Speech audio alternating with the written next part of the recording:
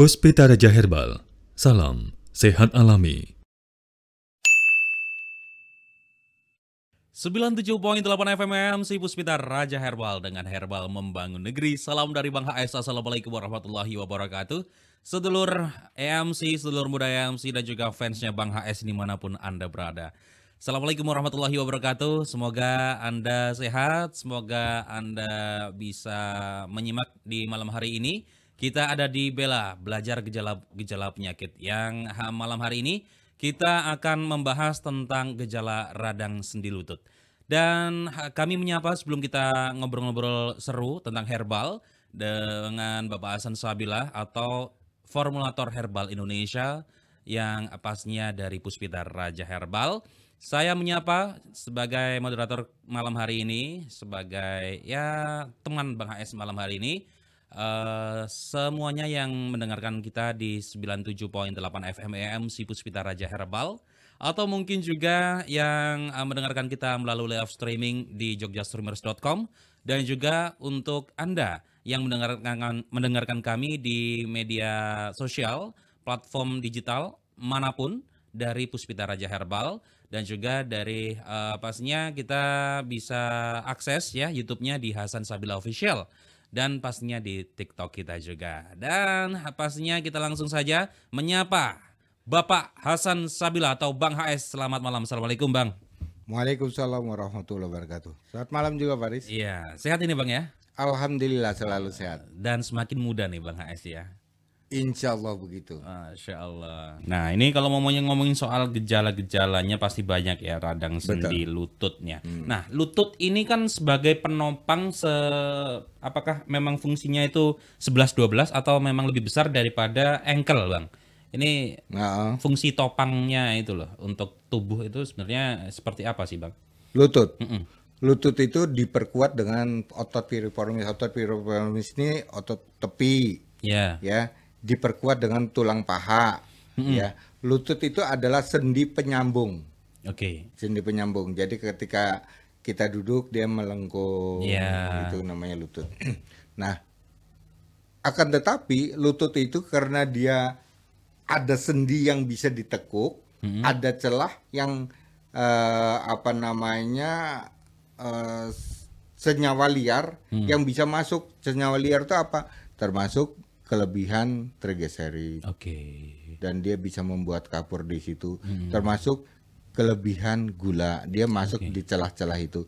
Maka penderita gula kebanyakan kakinya pada geringgingan, karena gangguan daripada lutut. Berarti lutut ini memang riskan ya, salah satu organ yang sangat vital untuk kita. Betul, ya. Sekarang lutut itulah yang dia sebenarnya organ penyambung ya, organ penghubung antara tulang betis dengan tulang paha.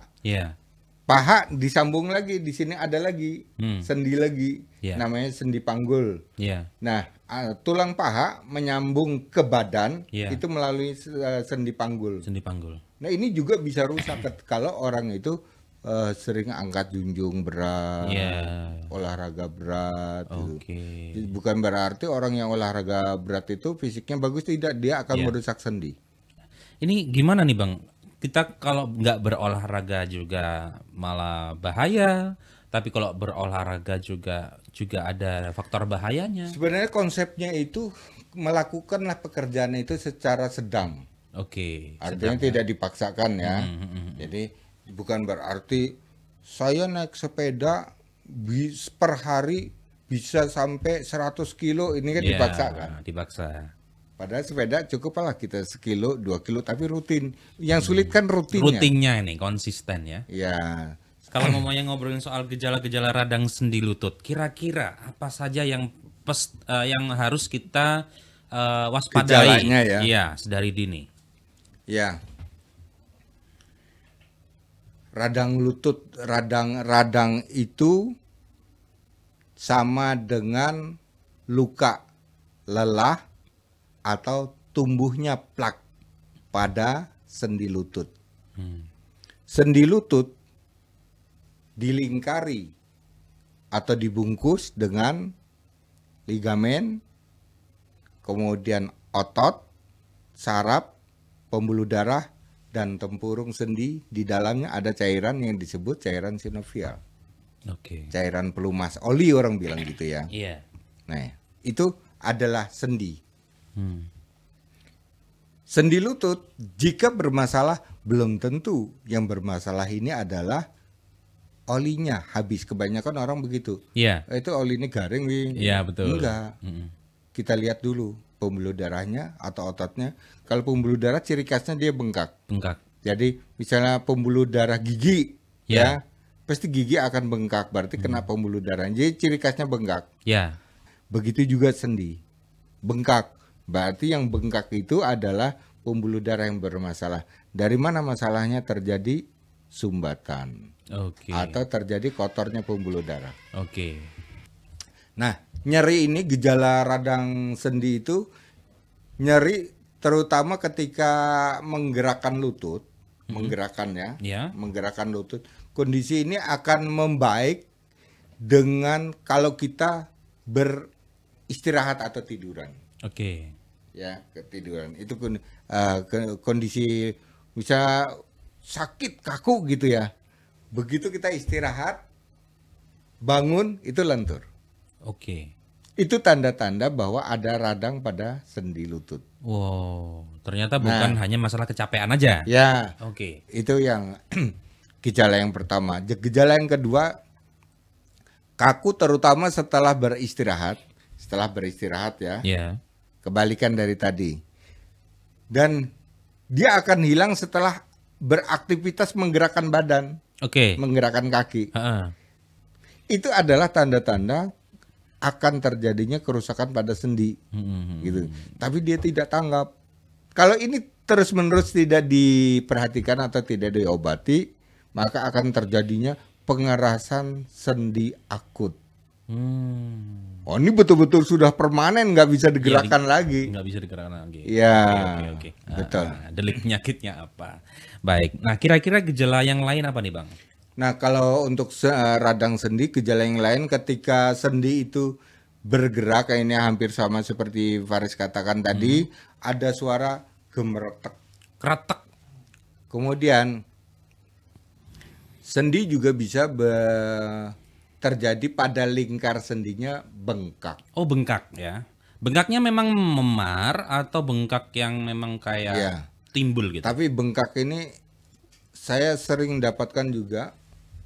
Bengkak karena radang sendi, bengkak karena tumpukan lemak atau yang disebut lipoma. Ini kadang ngaco di dalam menganalisa. Saya anggap ini radang sendi.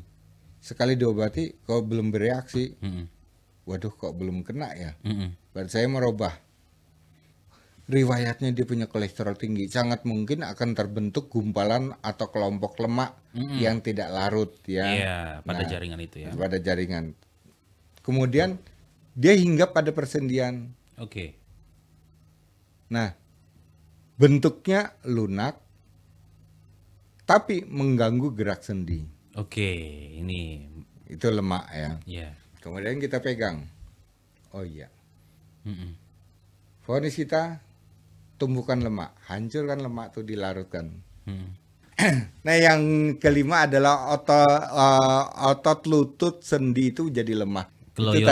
Itu tanda-tanda bahwa di sendi lutut ada terjadi radang, ada kelainan pada sendi lutut. Ya itulah Faris ya.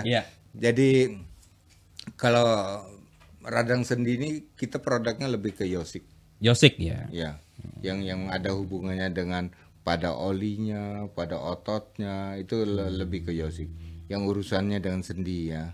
Sekarang diperkuat lagi punya kita yang ada prosen. Jadi sendi dan prosen itu selalu berdampingan untuk mengobati bagi mereka yang bermasalah pada sendi. Yosik dan prosen. Nah, begitu Faris, Bapak Ibu, saudara-saudara sekalian ya, sahabat TikTok, YouTube, Facebook, IG, dimanapun Anda berada, Bang Ais selalu akan memberikan pelajaran yang terbaik, tentunya herbal. Sekarang herbal sudah mulai dibaca, digemari, dan diyakini.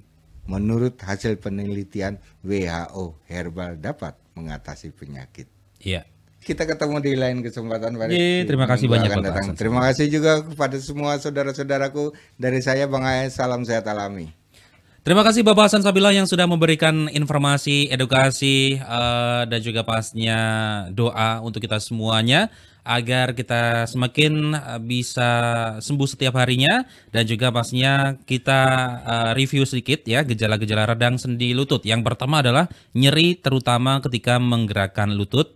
Kondisi ini akan membaik dengan beristirahat. Dan yang kedua yaitu kaku terutama setelah beristirahat dan akan hilang setelah beraktivitas. Yang ketiga, ini gejalanya yaitu ketika sendi bergerak ada suara gemeretak atau kretek-kretek gitu ya. Nah, yang keempat, pembengkakan. Yang kelima, otot lutut sendi lemah. Nah, ini insya Allah bisa dikonsultasikan dengan Bapak Hasan Sabila di hari Selasa, Kamis, dan Sabtu di EMC Puspita Raja Herbal pukul 17.00 waktu Indonesia bagian Barat hingga 19.00 waktu Indonesia bagian Barat, dan bisa menggunakan Yosik dan juga Prosen sebagai obatnya ya. Dan juga pastinya untuk Anda yang bisa WhatsApp boleh ya di 0818 0484 4191 atau di 0838 6746 6518. Oke, terima kasih banyak. Faris Saga pamit. Terima kasih yang ada di TikTok, di YouTube, di Instagram semuanya. Faris Saga EMC Puspita Raja Herbal. Kami tidak kemana-mana, tapi ada di mana-mana. Sampai jumpa. Wassalamualaikum warahmatullahi wabarakatuh. Puspita Raja Herbal. Kami tidak kemana-mana, tapi ada di mana-mana.